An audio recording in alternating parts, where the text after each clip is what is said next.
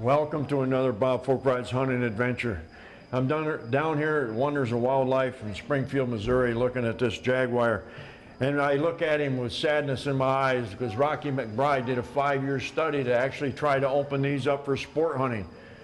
And at the end of the show, I held up a little rabbit in my hand and said, what's sad is that rabbit had more economic value than a jaguar. If we were successful in opening up a hunting season, not only would I be able to hunt him, but my kids and grandkids will hunt him. The only place you'll see a jaguar now is in a zoo or someplace like the Wonders of Wildlife. That's a sad deal when people can stop something such as being able to hunt the jaguars. Through conservation, if we was successful on that, not only when the jaguar came in and and kill a guy's cattle, he would have been paid for it. But as I sat there on the show, I seen them nailed to the barn wall, poisoned to get rid of them so they didn't come in and kill the livestock, and they have absolutely no economic value. And that's a sad thing when you look at all the animals that we've brought back through conservation efforts, and the jaguar should have been one more of them. Exotic and remote doesn't begin to describe the South American nation of Paraguay. Far off the beaten path, its wild nature and many sporting opportunities are known to only a few. But it's no secret to Bob Folkride. This is one of his favorite places in the world. Wait till he comes out. I don't see him yet. Oh, I see him. Victor Chevrolet, Bass Pro Shops, and Alamocitos Ranch present Bob Folkride's Hunting Adventures.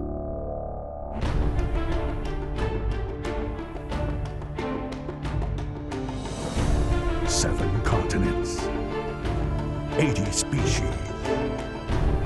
a 5-year quest in the making, high adventure, dangerous game, real-world training tips. This is Bob Folkride's Hunting Adventures.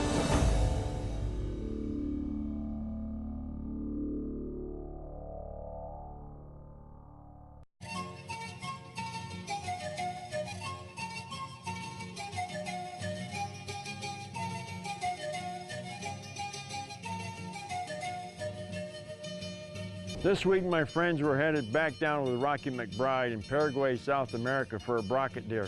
You talk about something exclusive. And if we have some time, we're going to go for doves.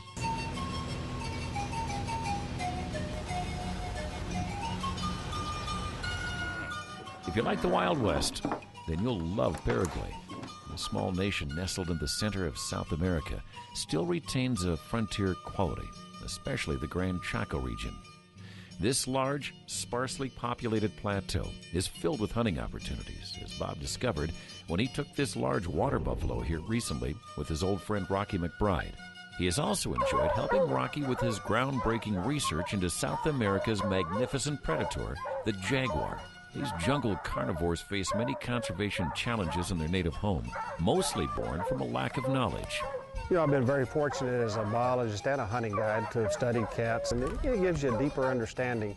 Of course, jaguar hunting now is illegal. The jaguar's listed as a CITES 1 animal, but I come up with a concept, or not the concept, but just to show that the jaguars need, a place to. And so we started with a 5-year study on jaguars, working with the government here to show people in Paraguay. I mean, most of the people in Asuncion, the capital of Paraguay, have no idea whether there's a lot of jaguars, what's happening to their jaguars, and so just to bring it to people's attention. And it all boils down to the, cats are cats, and they have some kind of specific prey that they prey on, and from tigers to Joffrey's cats, there's an equilibrium there that habitat, food source that goes into hunting and biology. This week's Conservation Angle has been brought to you by Wild Sheep Foundation.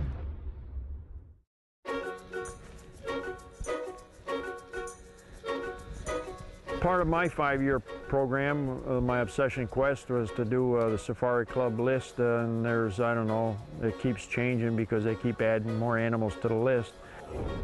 You know, the big 6 in Africa and the World Slam on turkeys, and then I got to traveling around the world, like, you know, for Marco Polo and Ibex. The brocket deer wasn't required. You know, you could use it or substitute it for another animal that you didn't have a chance to do. I didn't even know what a brocket deer was. Oh, how neat is that? Mother and her fawn walking right down the road like that. There goes the buck chasing the doe running up the road. Oh, he just cut in. I guess they have a red brocket deer and a gray brocket deer. This is the gray brocket deer down here. Oh, she just spotted us. She's going in the bush there. The brocket deer, it's a native animal, native throughout all of South America, through Central America, and the southern part of Mexico. It's the smallest of the brocket deer, or smallest of the deer species in the Americas. You know, your males weigh from 35 to 65 pounds. Females about the same size. How neat is that? That's pretty neat, wasn't it? And I think at the time of my book, it was 4 and change, 4.5 was a world record. So I mean, they're simply not a real wide. You know, it's the species that I'm going after. It's the adventure that I'm going after. Coming down here to hunt the brocket deer in Paraguay. Not very many people have ever seen a brocket deer, let alone have the opportunity to hunt one. Paraguay's Gran Chaco is dry country. Creating water holes has increased the carrying capacity for all the species that live here, and many who don't. There's not many natural water holes, so you know, we go into these low areas where some clay type soils, and you know, dig a tank, and if you dig a tank over 2 meters deep, it'll hold water pretty much all year long. So you know, I do this for the cattle and also for the wildlife, and it's amazing the effect that, you know, by digging water holes all throughout the property here, you know, the amount of wildlife that's, you know, responded to it, and types of wildlife that doesn't normally exist here. But it's kind of like, you know, if you create it, they'll come.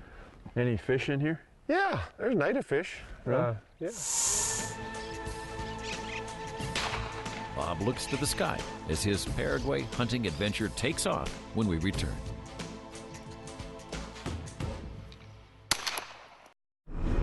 Bob Folkrot's Hunting Adventures is brought to you by these fine sponsors: Vortex, Kinatrek, Kufaru. As people who love the outdoors, we know what we stand for.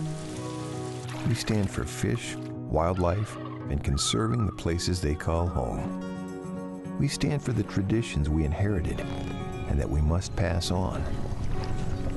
We stand for great gear, fair prices, expert service, and memorable experiences. At Bass Pro Shops and Cabela's, we stand together for you. For everything Chevy, you need to visit Victor Chevrolet, the place where my family and I get our vehicles.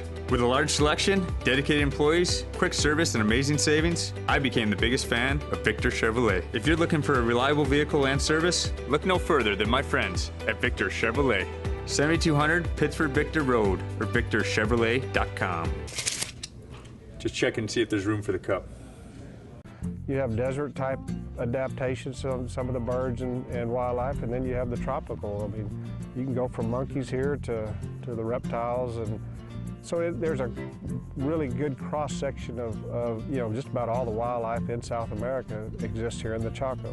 You don't have the, you know, from the elephants and all the different types of, you know, deer and antelope species, but the bird life has evolved here comparable anywhere, or as many species of birds. And that's one of the interesting aspects, is just the total variety of birds here, and just watching them, how they have adapted to this habitat.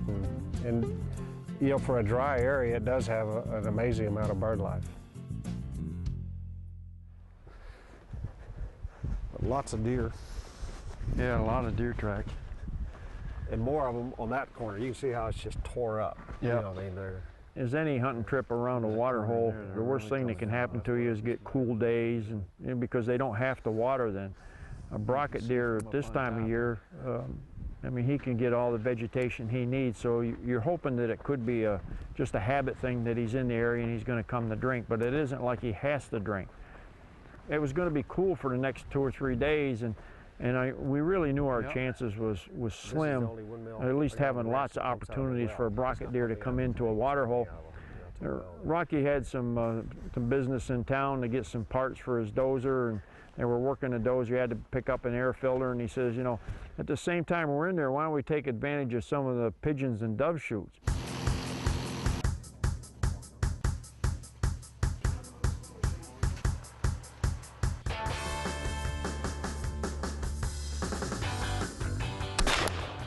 Oh, I took some feathers off of him. You know, I've seen this written up in magazines, you know, and you figure, you know, you go out like a ringneck hunting, you know, they flush one, and, you know, your bag limit could be, you know, 3 or 4 or whatever that state says you can take.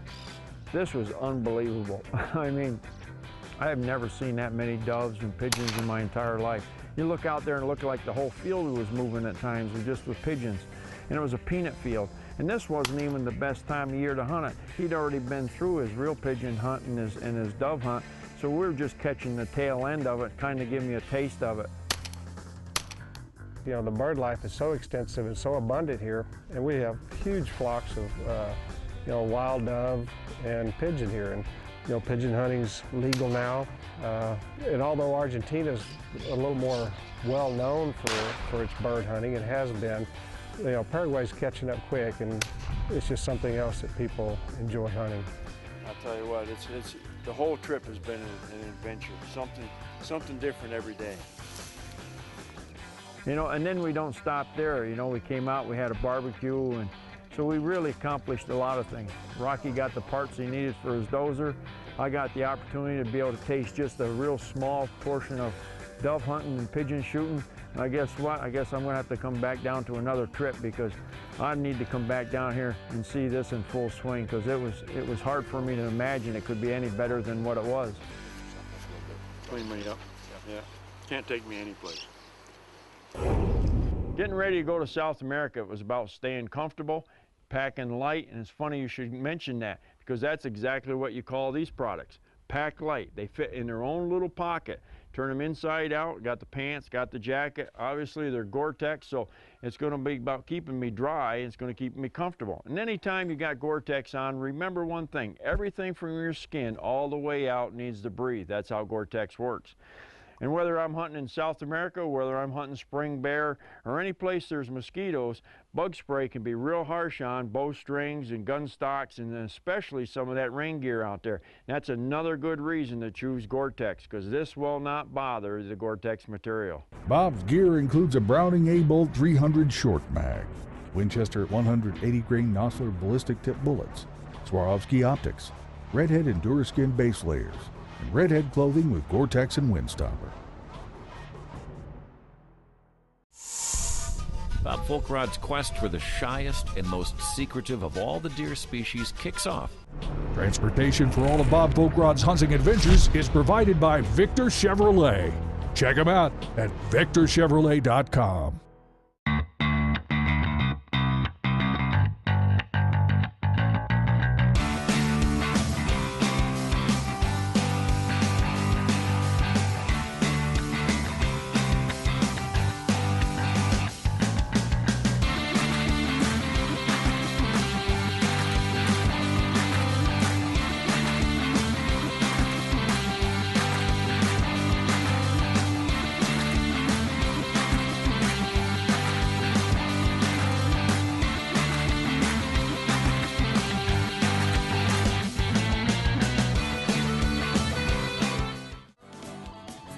Few are those that have a more storied hunting career on video than Bob Folkrod. Legendary moments, documented in front of the unblinking camera eye for over 30 years.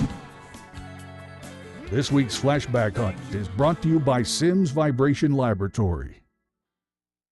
The first time that he'd given us an actual real good shot, and so we tucked one in the back of the ear. Get the other stuff out of the way. Might try right there.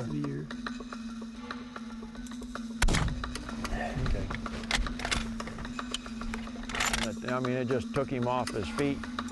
He no more than hit the ground, and it was like he's right back on his feet again, which, boy, that to everybody's surprise was that he got back up again.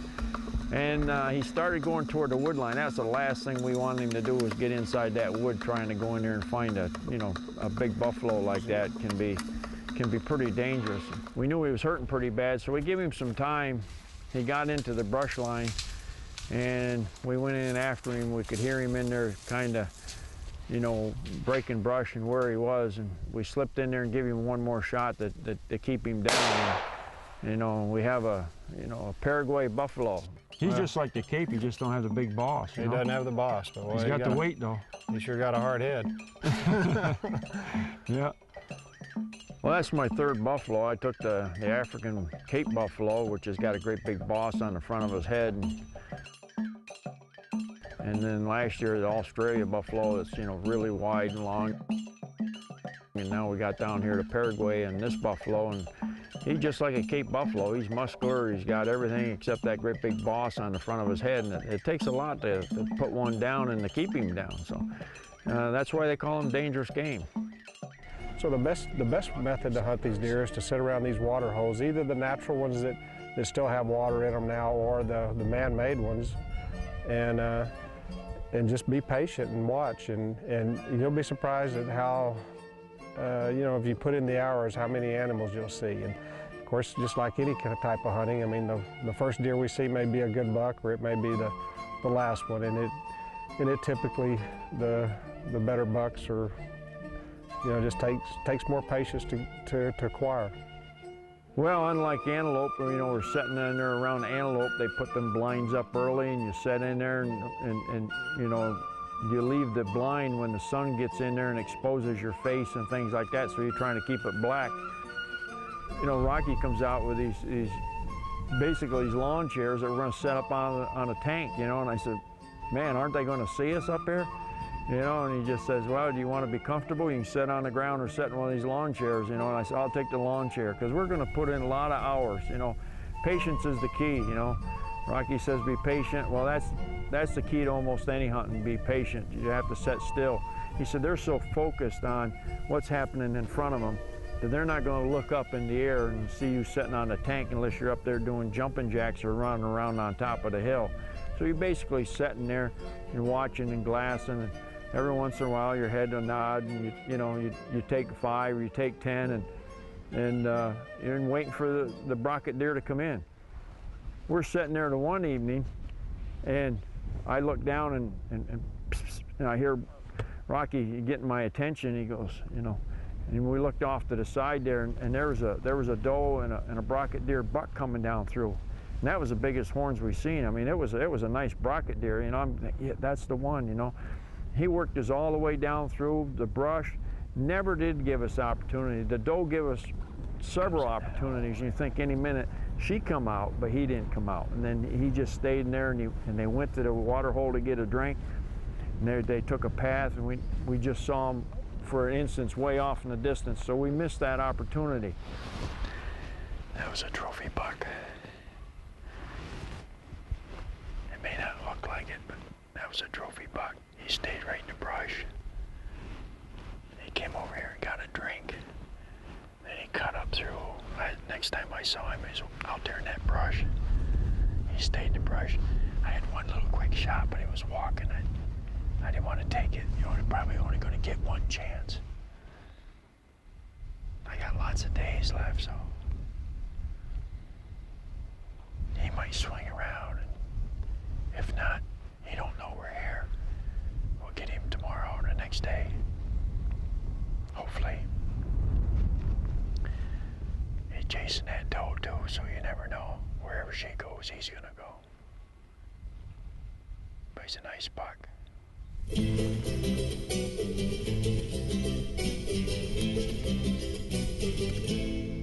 But we know for sure there's one good brocket deer, and we'll see what tomorrow brings. We'll be back in that same spot. You know, patience is the key. And we're set back up there the next day on that same spot, in our lawn chairs, being comfortable, And the thing about it is, you never know what's going to come into the water hole. Absolutely have no clue. From the bird life to seeing cats, seeing brocket deer, seeing tapirs come in. Jaguarundi came in and, you know, and he made a quick pass by, and I think the next day he came in, but we got a little more footage of him. He was really stalking the birds. And then we looked up the one time, and there's a giant anteater. I mean, he was going by, I mean, holy jeez, I couldn't believe the size of these things. When he came in, he didn't water long, but he did get some water, and then he turned around and went back up over. So they're just, you know, there again, you never know what's going to come into the water hole. I mean, it's just Mother Nature's TV set right there in front of you. And we've seen several brocket deer come in, but not the one we're looking for. And everyone came in the same. Just like, I mean, they thought something was going to be eating them at any time. And that's what makes it abundance of wildlife down here. And that's why he's got so many cats between the pumas and the jaguars, because there are abundance of brocket deer down here. And so, is it an opportunity to hunt this brocket deer? I was some excited, even though I know it's just going to be a tiny thing. I mean, the same thing, same reasons I go north to catch up a species of a whitetail, and the same reason I come to Texas for whitetail or hunt in Pennsylvania. It's the adventure. It's going to different areas, different states, different countries to hunt different animal, and each one's an adventure all by itself. Bob's hunt for the elusive brocket deer comes down to the wire when we return to the wild backcountry of Paraguay's Gran Chaco region. This segment has been brought to you by the Victor Chevrolet Deal of the Week. Check them out at victorchevrolet.com.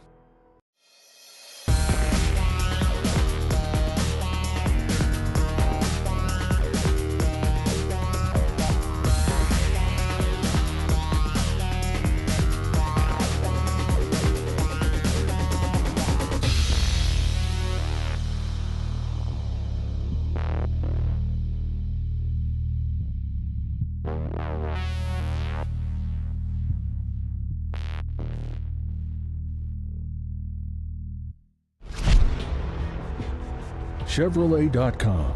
Find new roads. Looking for a new or used vehicle? Check out my friends at Victor Chevrolet. You'll be totally satisfied. That's where I get all my vehicles. Together is about a little kitchen table and a little elbow grease. Together is about a shelf in the back of Dad's shop.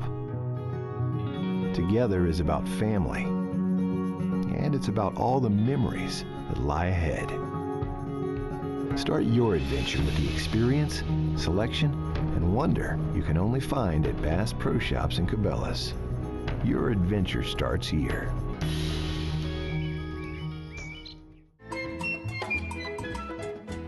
The brocket deer, it's a native animal, native throughout all of South America, through Central America into southern part of Mexico.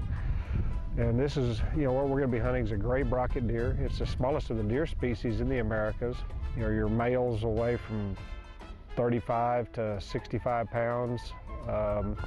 Females about the same size, just spiked horns, kind of like a diker.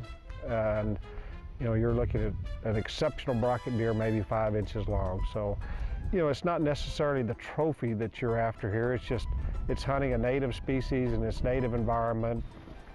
Trying to find these brocket deer inside this dry jungle, and this is their winter time down here, and the warmer it gets, the more activity that's going to be around the water hole. No different than any place, and no matter what type of game you hunt. Our best chances to take one of these brocket deer is sitting on top of one of these tanks. They call them tanks, so it's basically a water hole. And the tanks that Rocky's put in, it gives us an elevation where you can actually look down on top of the water holes. It's strange to watch these their brocket deer come in. You have to remember these things, they're a small animal, 50, 60 pounds, and when they're coming in on eggshells. Every animal that walks into that water hole knows that he could be eaten by a jaguar or by a cat of some sort, whether it's a puma, and their reactions walking in, they don't look off in a long distance. Their eyesight and their hearing's at a short distance, something that can come out charging at them at any second. And if you watch them, I mean, we've got them coming in, and boy, they're just like on eggshells. They're just birds flying, they jump. Well, again, I was sitting there, and I think I was even dozed off at the particular time, and I heard Rocky trying to get my attention. We looked up, comes a single brocket deer by himself, and as soon as I put the glasses onto him, I don't know if that was the same one we seen the night before, but it was a real darn nice one. And he's coming through, and the same stuff, he's staying in the brush and staying in the brush, except I got up and moved this time, because the night before he'd went through a little hole, and it was really on an angle, so I didn't really get a good opportunity there. So I moved back down, and where if he went through the hole, I had a whole broadside shot. And we sat there for 3, 4, 5 minutes. Finally, he showed up, and he come into that little hole there, and he stopped this time, which gave me the opportunity to squeeze one off. And as soon as the shot went off, I seen him jump just like a heart shot. Boy, his back end went up, and boy, I sat there and I turned over, and Rocky got this great big smile on his face, you know, and he said, let's just give him a minute or two. And looked like a good hit. Cautious deal, eh? Man, I'm telling you.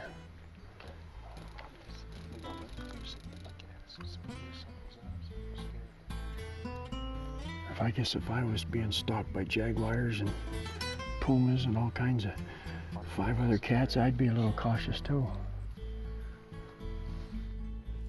I don't know if that's the same one or not, but he's got good horns. No, that's a good Come one. right through that same hole. Missed him the other night there. He just came through so fast, following that doe and everything. Got up and came over and gave me a good hole there. He stopped this time, right broadside there. I think that's the same buck. Let's go see.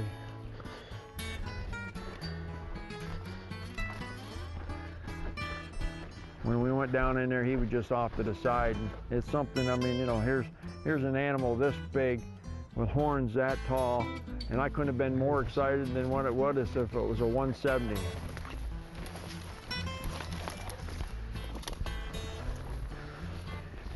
Look at that. They're a pretty rare animal, aren't they? Yeah. You know, it's hard to think about getting excited when you see Pennsylvania or deer back home.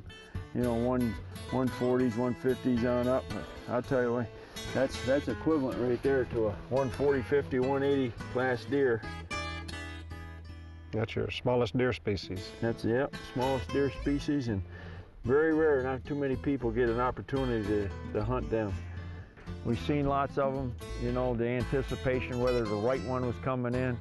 And we shook hands and congratulated each other, and it was another adventure down here in Paraguay, South America. I had no idea what a brocket deer was until I looked in the Safari Club magazine and seen it on their list. And how about all those doves? That was some excitement, wasn't it? But what's even more important is all the conservation Rocky's doing on those jaguars. My hat's off to you, my friend. And everyone that's got a hunting license and believes in conservation, you need to thank Rocky too. For help with all of your hunt booking needs, contact J&M Safaris at jnmsafaris.com. After your successful hunt of a lifetime, contact Wes Good at canadistudio.com for the finest taxidermy in the business. Be sure to follow Bob and all his adventures at bobfolkrod.com/TV and facebook.com/bfolkrod. And don't forget to hit the like button.